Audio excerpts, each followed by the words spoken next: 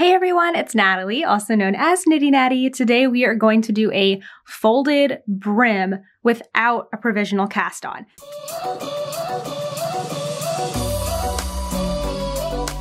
So I have here the Everyday Slouchie Beanie by Tristan and Melina, who's Dragon Horde Designs. I will link her pattern down below. This is a paid for pattern, so I'm only going to be sharing this alternate technique that I am using, which is doing this folded brim. It's also called a folded hem, but a lot of times a designer will say to do a provisional cast on, and what we're going to be doing here is folding. So I've knit 2 times the length of the brim that I want, and then I'm going to be folding up the cast on edge to meet my live stitches and stitching them together, giving me a really beautiful folded edge, which is also double thick.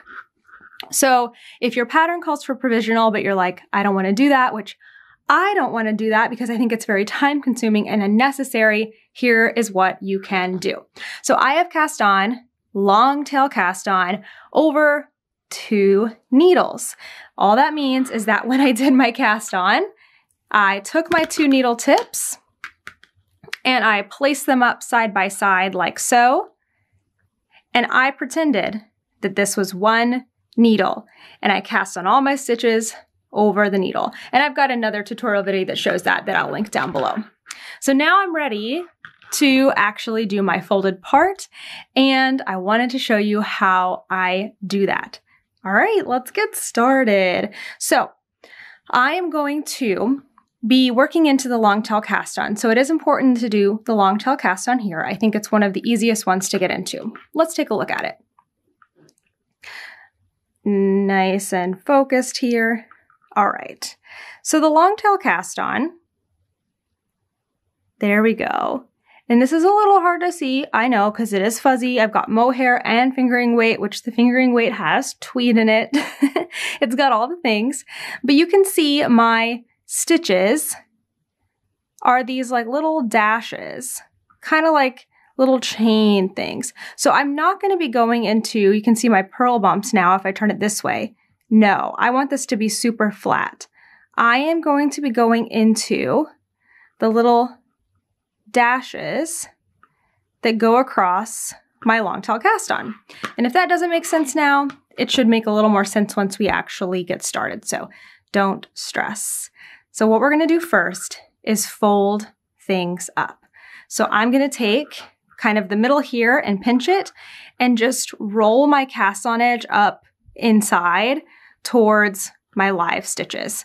I'm going to try to do this on both ends here. Actually, I wonder if I want to take these stitch markers out of the way. That's probably going to help a little bit. Okay, I was just using those to count rows. So fold everything, the cast on edge, up inside, and it's not going to stay. It's not going to stay right away because, you know, it's just not. But can you tell how cute already it's going to look? It's going to be great. Okay, now get this tail over here because that is going to tell us where our first stitch is, because this was my long tail cast on and my tail is right at my first stitch. I know where my first stitch is live. I need to know where my first stitch is with the cast on. Now I am using a smaller size needle for the brim. I'm going to be transferring over to a larger needle. So I'm going to use this larger needle to transition. Eventually I am going to use a 16-inch needle, which has shorter tips, but to do this, this is fiddly, and I'm going to do it on the long tip needles. I think this is like a 32-inch needle. I'll just do it for this round, and then I'll transfer over to my 16-inch. I just, again, think the short tips are a little too difficult to use for something this fiddly. Okay, so I am going to bring the cast on edge to kiss my first stitch here on the needle. I've got magic loop going on here. So again, cast on edge is going to touch my first stitch here. It is important that we start with the first stitch on the cast on edge, because if we don't, we're going to get a twisty whole little deal here. So essentially what I'm going to be doing is going into a stitch from a live stitch from my needle, going into one stitch from the cast on edge and knitting them together. Going into the next live stitch, the next stitch from my cast on edge, knit together. All the way around, zipping everything together until it all looks nice and beautiful like this. Getting started is the hardest part. You got this. Let's do it. First, we're going to go into the live stitch on our needle to knit. Easy. That part is not hard. Now let's identify the first stitch from our cast on edge. Again, we're using our tail to tell us where to get started. So here's my tail, and there is the first cast on edge stitch, right there. Camera doesn't want to see it though. Right there. And the next one, again, I'm not going into purl bumps. I'm flipping this all the way towards me, all the way, so that I'm just looking at these little dashes. Okay, so I've gone into my live stitch, and now I'm going to go into the first stitch from the cast on edge. It's a little loose right there, right there. Okay, I'm going to approach it from the purl side though, like from the back, and just go right underneath it. Since I'm using yarn held double, the mohair and the fingering weight, I'm making sure that I've got the whole stitch. Okay, see it? Yes. Getting some gorgeous light here, like shadowy, but that's not really great for tutorials. There we go. What you should not see is any little dashes left here on the knit right side. If you do, like let's just say you get the purl bump instead, you will see this right there, a little dash on the knit side. See? That means I didn't go far enough. So make sure you roll this cast on edge completely over. Get the very, very top of it. This is going to be, I know I'm spending a lot of time in this first stitch, but this is going to be so seamless, you're going to be shocked. Okay, so I've got both stitches here on my right hand needle now. We really don't need the tail anymore. We can kind of tuck him out of the way. And now I'm going to knit together. So just one stitch is here actually on my right hand needle and the left hand needle, but I've got the other stitch here kind of hanging out. So what I'm going to do is wrap around, and I'm going to make sure to pull through both stitches. So first, I'm going to pull through what's on the back, and I do that by pulling on the fabric of the doubled up brim, and I pull through the stitch. Then I keep going and I pull through my live stitch. And I have just connected things right here. Pretty cool, right? We're not binding off. This is similar to a 3-needle bind off if you've done that before, except for the bind off part. Don't do that. So let's go into the next stitch, knitwise, live here on my needle. And now we're going to identify the next stitch in the cast on edge. Not the purl bump that you can see pretty clearly right there. No, no, no. Roll that all the way up. And I'm looking for my next dash here. It's kind of almost like a chain stitch. Yeah, this right there. Again, if you get in the purl bump, you'll see this still left on the knit side. We're going to get it, not the purl bump, all the way back here. Did I get it? Yeah, I got it. Got it. And then we're going to knit these stitches together. So wrap, pull through that cast on stitch in the back and through your live stitch. And you can kind of even up here, but don't tighten too much. And again, I'm switching over to my larger needle as I'm doing this because it's just much more comfortable that way. I don't want like a tight seam or transition. Okay, let's do another one.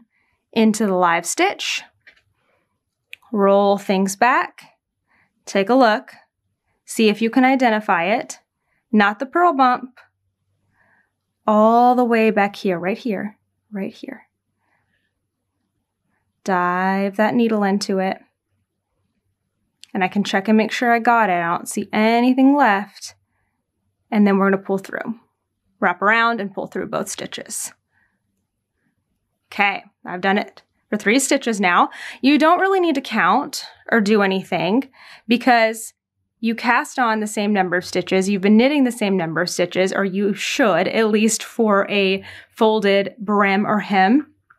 So as long as you start at the beginning of your cast on edge, you should end right here where you need to be. It works out really, really, really cool. I want to show one last thing, which is to try to do this continental. I'm not a continental knitter, so it's a little more challenging, but I just think it helps to see it both ways. So if I'm a continental knitter and I've got my yarn over here to the left, what does this look like? Well, it's exactly the same. You're just holding the yarn differently. So into the knit stitch, keep that yarn out of the way and identify your next long tail cast on stitch. Now I've got the tail in the way too. Let's find it. Roll things all the way over. Here it is, right there. Yes. Grab it. Okay. Now, we're going to knit. Pull through the back. Pull through the live stitch, slide it off, and we're attached. Let's do one more that way. Live stitch. Kind of have to, you might not have to drop your yarn, but because I'm not a continental knitter, I need to. So I can pick this up and identify my stitch. Yep, I see it's the back right here. These almost look like chain stitches, but it's the back right here. And the reason we go all the way back to that very outside part of the long tail cast on is because it creates just the smoothest, most seamless join. This is why for me, it doesn't really have a benefit to do provisional cast on. This also lines up better. So wrap your yarn, pull through, and pull through. Okay, I'm gonna keep going all the way around. You just keep doing the same thing, same thing. Always go for the next stitch, next stitch. Should be looking like this. Actually, let's turn it around so you can see it. It looks really, really nice. You will have like a purl bump edge because you're doing purl stitches, right? There we go. Yeah. But it's nice and smooth and just seamless. Looks so good on the right side too. I'm going to keep going around. I will meet you here at the end just to show finishing things up. You can see now that we're coming down to the very end. Everything is attached all the way around. I have just a few stitches left. Doesn't it look so cool? Now, I've come across something that might happen to you as well. And that is, as I get towards the end here, you can see I've got 8 stitches remaining. I'm going to check and count how many stitches I have left here in the cast on edge. And when I counted my cast on edge here, let me see, get it a little more up here to show. I believe I have 7. 1, 2, 4, 5, 6, 7. Oh, I might actually have 8. Hold on. I thought I just had 7. Let me flip it around and count again. 1, 2, 3, 4, 5, 6, and 7. Yes, so I have 1 less cast on edge stitch than I do knit stitch. And there's a couple ways to approach it. I could grab like a little something extra right here at the end of the round, right there. But what I like to do instead, and again, this may happen to you as you get towards the end, you might be like 1 stitch off, or just because we are working in one direction and then we've pulled up knitting that's going the opposite direction, basically. We're kind of like a half a stitch off. Anyway, it doesn't really matter. It's okay. What you can do, it's just like the easiest little fix here, is for one stitch, I am just going to knit one. That's it. I'm just going to do it right here. And then I'm going to continue on closing things up together. So let me get these last few stitches and then I'm going to show you something that you are just going to absolutely love. This looks so good. I just love a double brim. It is so cozy and so nice. If you look in on the inside edge here, we're about to continue knitting here. I'm looking at the inside of the hat. So of course we've got purl bumps, but it's just like so seamless and so tidy. It's so satisfying, especially doing all of that long knitting. Now, here's my last little trick for you anytime you do a double brim or a double hem. If you're like me and you don't really like weaving in ends, we can actually take care of this end from the cast on right now. Because we have created a double layer fabric here, we are going to hide our end on the inside of this. It doesn't even need to be woven in. So I'm going to go into a stitch that's right by this tail here. And then I'm just going to poke through. I'm making sure that my needle hasn't come through on either side. It's literally going into the center of the brim. Poke through all the way as far as you can go. And then of course your needle needs to come back out and then you can just pull through here. Now, of course, I need to actually trim this, but there we go. My end is in. I can just cut this and then pull the end actually back through so it's sandwiched here in the middle, and I don't need to weave this in at all. So what I'm going to do next here, as I go back into just working in the round for the body of my hat, I'm going to switch over to my 16-inch circular needles because it's okay to, don't prefer the 16 inches all the time, but I do find it pretty comfortable when working simple stuff on a hat. So now that everything's attached with the brim, I'm just going to start working on my 16-inch needles and carry on with the hat. Thanks so much for watching this tutorial. I hope that you found it helpful. Now you don't have to do a provisional cast on to do a beautiful folded brim.